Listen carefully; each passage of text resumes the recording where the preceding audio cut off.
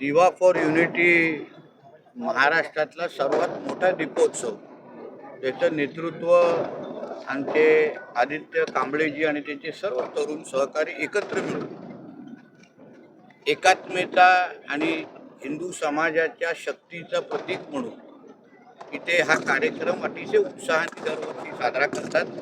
गेल्याही वर्षी आलेलो, ह्याही वर्षी आज आलेलो आहे। काल हा कार्यक्रम होणार होता, पण पावसाने परतीचा पाऊस सुरू झाला असल्यामुळे काल कार्यक्रम होऊ शकला नाही।